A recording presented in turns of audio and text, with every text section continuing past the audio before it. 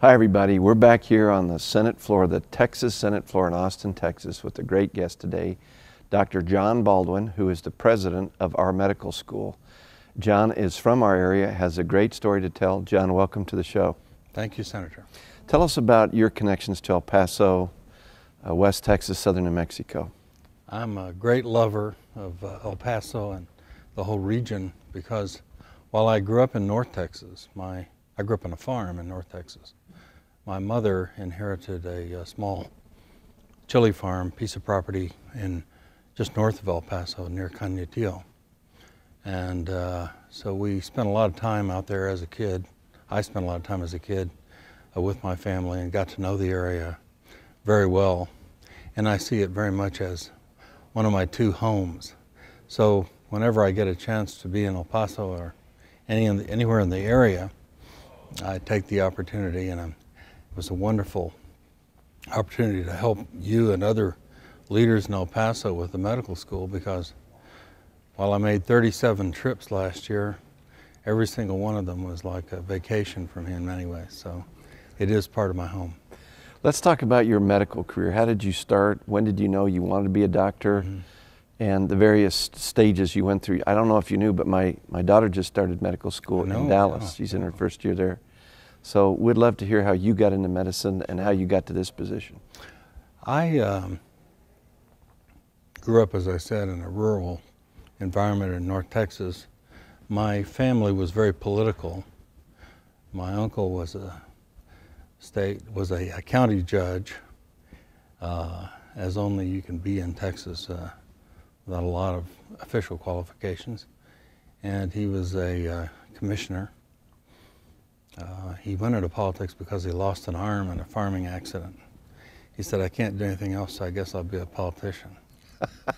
And so a lot of my life, as my father ran the farm, I was an admirer of my Uncle Bud as a public servant and always thought I might do something in public service. So neither of my parents were college students. Didn't have the opportunity to go to college, but they said, you know, you really got to do that. That's the thing to do, be sure you go to college. My school didn't have a guidance counselor.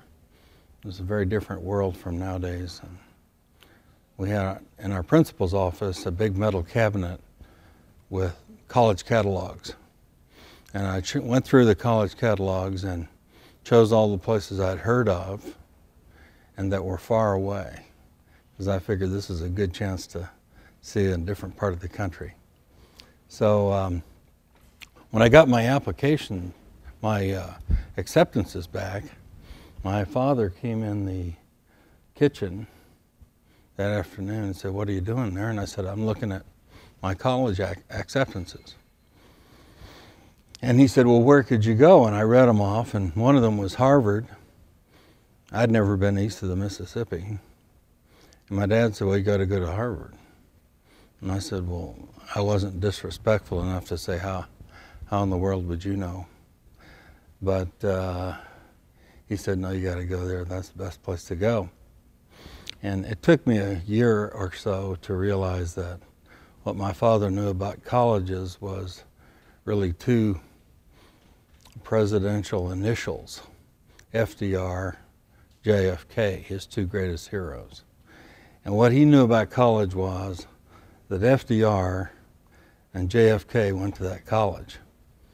So I wound up there and had a great time, and most of the time believed that I would go to law school and sort of do the thing you would do to become an elected official.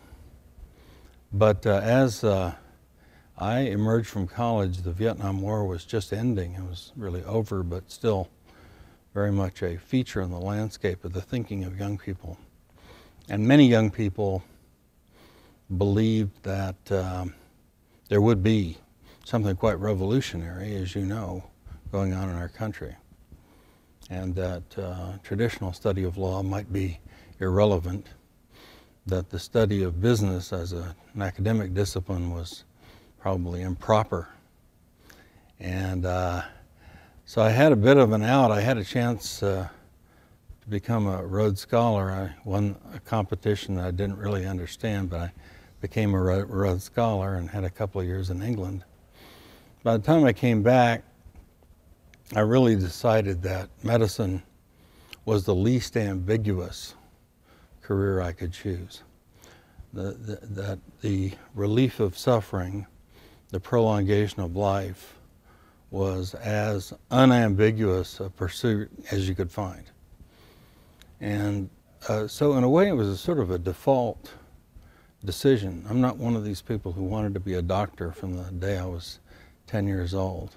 I chose it because I thought it was more straightforward in its apparent motivations and more clearly intended to help other people one by one. Of course, I learned over time, as all medical students and other healthcare students learn, it's a very ambiguous procedure to be a doctor, or pursuit to be a doctor.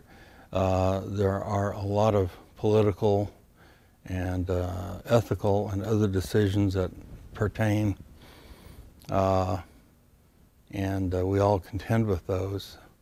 But at the time, it seemed to me to be the clearest path to trying to help other people. So you got into medicine and went through various different positions and rose up to different medical schools, and then came to Texas Tech. What were the steps to get from getting into medical school to getting to your position today in El Paso? Well, I did a few irrational things, like I started out with. When I was at Oxford as a Rhodes Scholar, I was really a graduate student. And I decided, again, because of my fairly limited experiences as a young person in Texas, that I'd be good to try the West Coast. So I went out to Stanford for medical school, and that, as is so often the case, was an opportunity to find a great mentor. And my mentor was Norman Shumway, one of the great cardiac surgeons of all time. I worked in his lab during medical school, and he said something extraordinary when I look back on it, talking to a medical student. He said, "If you follow the career path that I want you to do, I'll hire you on the faculty here." Well, you don't say that to medical students, but he did say that to me. And so he sent me off to the Massachusetts General Hospital, so I was back to Boston. I was there 7 years, came back to Stanford, where I ran the basic science research program in transplantation, and also had a fairly large practice of surgery. I was invited to become division chief at Yale University in New Haven. And then following that, when Dr. DeBakey stepped down at Baylor, I became his successor, the chairman of surgery at Baylor. And had a good time there. We made a lot of accomplishments, I believe, particularly in the research field. And then was invited to return to Harvard, where I was when I was invited to come down here to Texas and lead this great organization that we have at Texas Tech.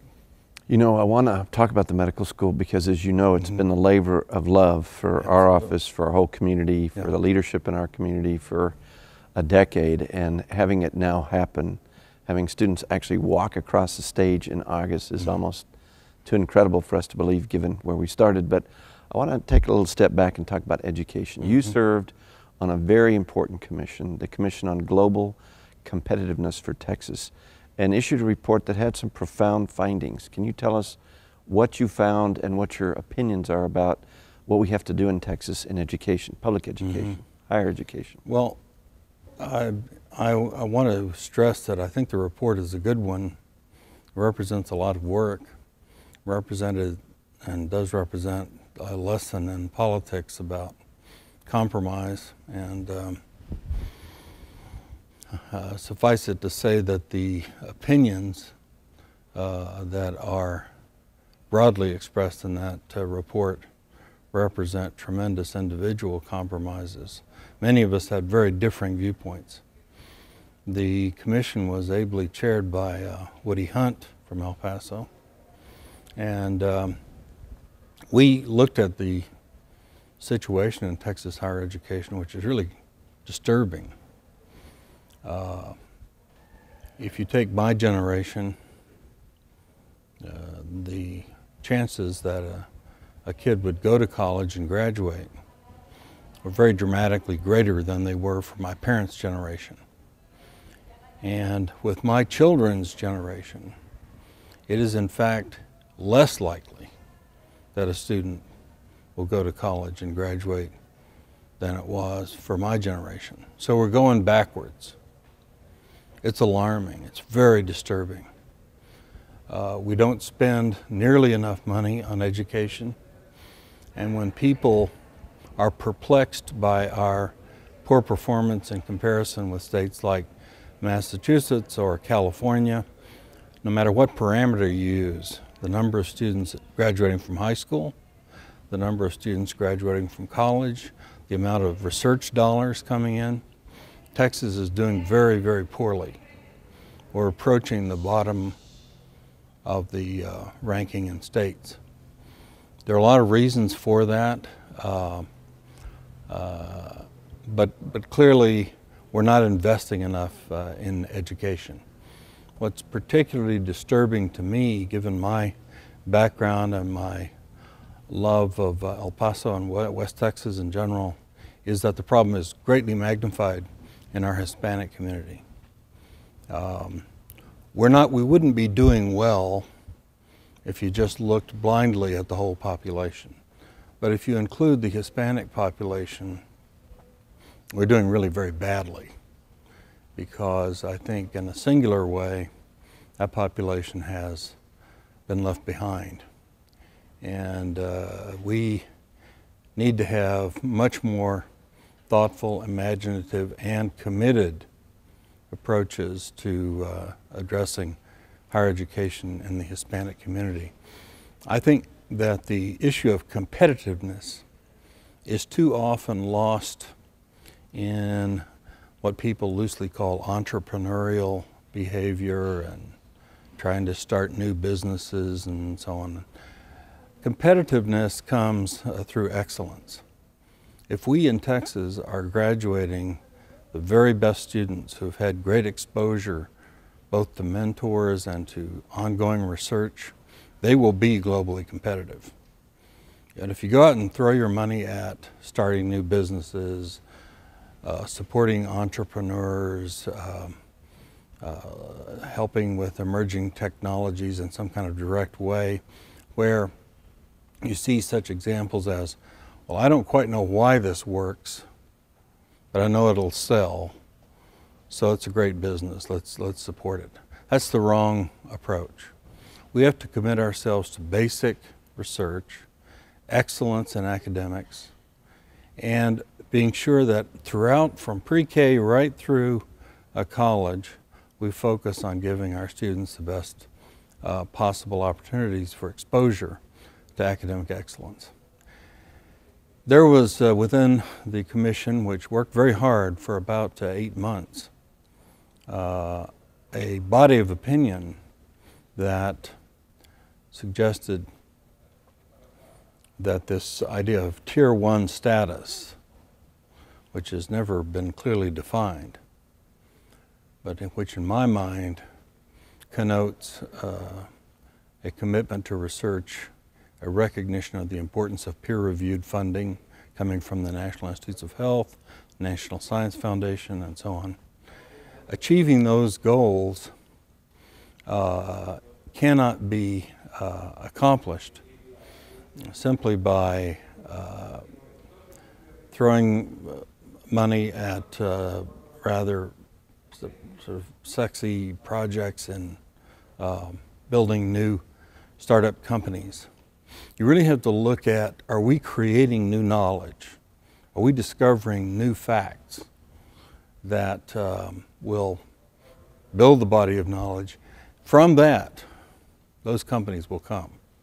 If you look at Austin and all the companies around Austin, they didn't get built by UT or by the taxpayers' dollars, but they came here because UT is here.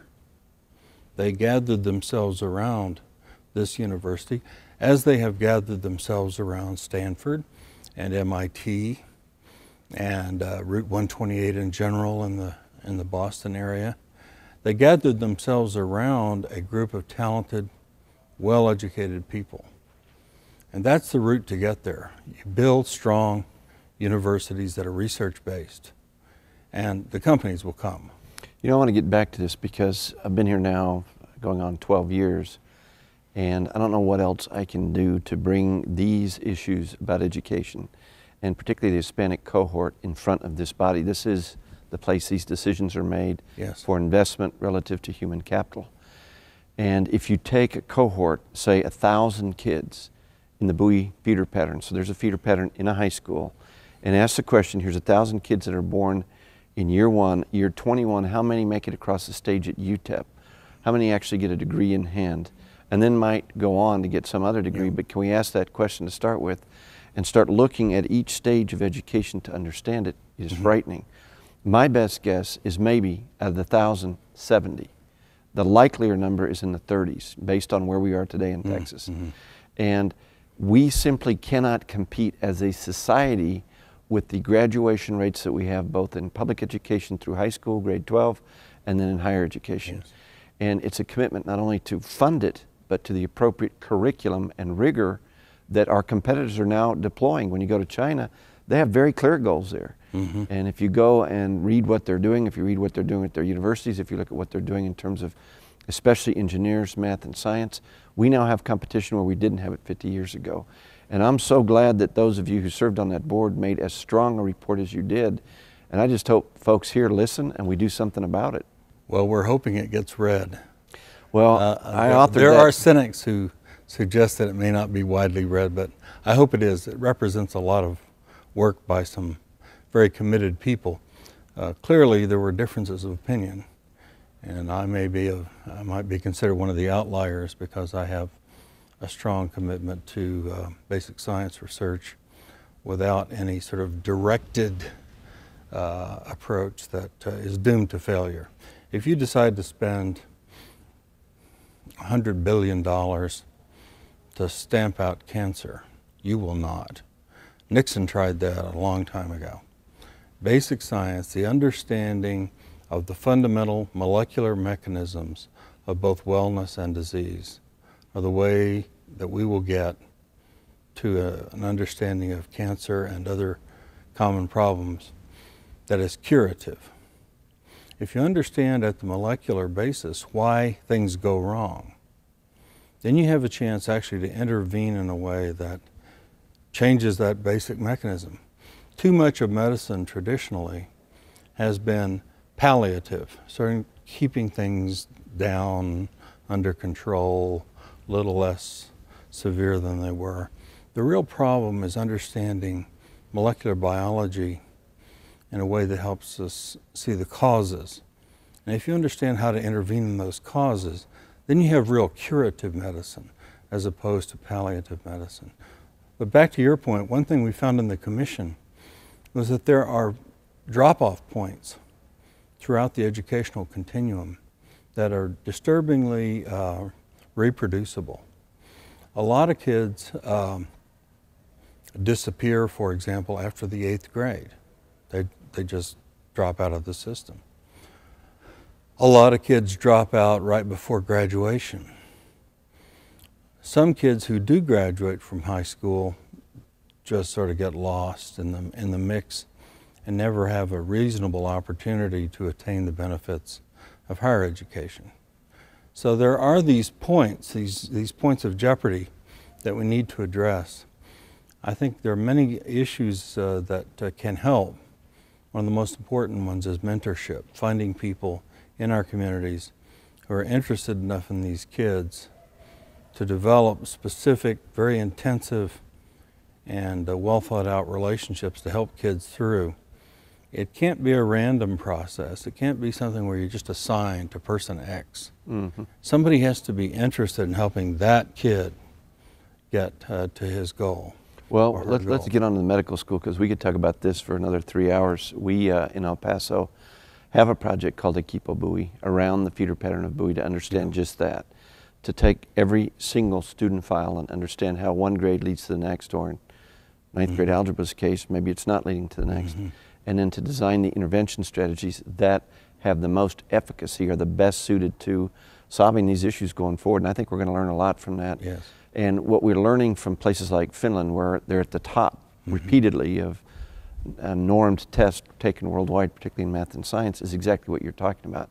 People get extra time with mentors, and people have, especially in the early grades, the time to absorb the subject matter and aren't cut off and left behind year after year after year. So we're hopeful we'll get a lot of information out of that. But my view is, unless we have a society-wide commitment to great education, folks out there need to know we're going in the wrong direction, and we're doing it at an accelerated pace. Yes, we are. And we need an intervention of great leaders in this state to take us to the right direction, especially in math and science. When you have The Gathering Storm, the book that was written with respect to the American Academy of Sciences, this is the gathering superstorm, because within a state our size, you're seeing too many issues coming together around education that we have to solve.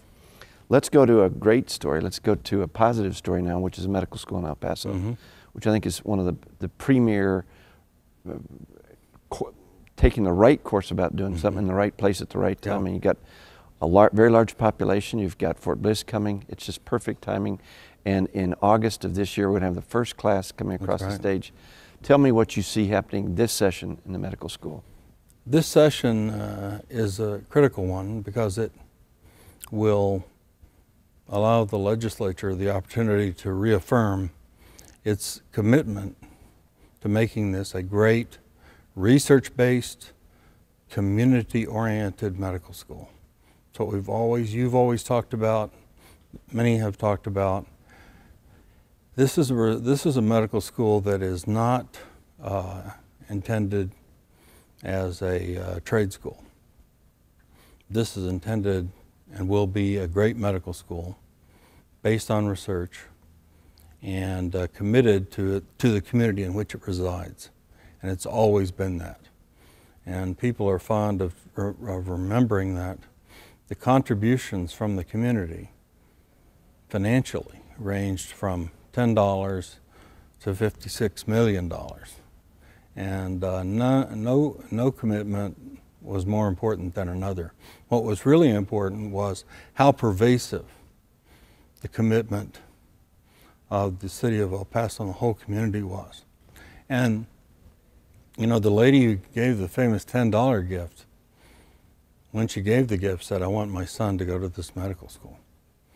So this biennium is very important for us, first for the sustenance of the simple operational aspects of the school, which amount to about $15 million. But very important to us is the establishment of the new building for research in El Paso. A lot of people told me when I first came here 2 years ago, it would be hard to recruit people of top caliber to come to El Paso. We have in fact recruited more than 20 top flight researchers with funding. We've recruited people from Harvard, Hopkins, Vanderbilt, UC Berkeley, UCLA. Why? It's a great community, it's a beautiful community. We have space that, by the generosity of the people of Texas, is beautiful space. We have very talented students already there. The ones who used to come from Lubbock are there now, and more than 2,500 applicants for 40 slots in the first year. If you can imagine the quality of student we can derive from that ratio. In fact, I wish the ratio were not quite so daunting, because it makes it almost impossible to make a rational decision. But clearly we're going to get great students. This new class includes a huge component of people from El Paso, but they've had their undergraduate education all over the country. We have students from Harvard, Yale, Princeton, Stanford, who are from the El Paso area, coming back home to have their medical education. I'm very, very proud of that. And if you look just at the physical campus, the only way I can really describe it is breathtaking. You walk in that campus, walk around those buildings. It's just amazing what the citizens of El Paso, with their grassroots support,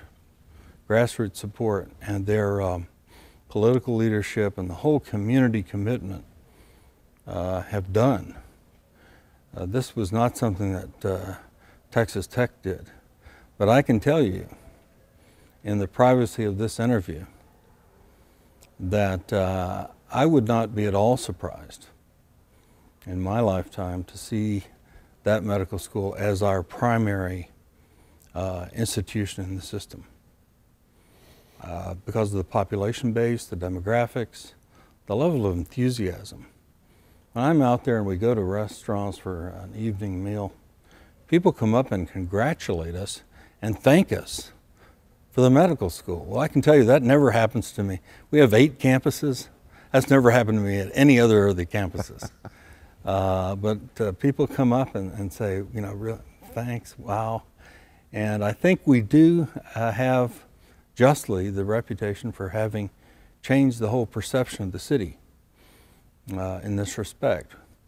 We were in The Economist, you know, an internationally acclaimed magazine about economic trends that has really no peers, in my opinion, as a reader.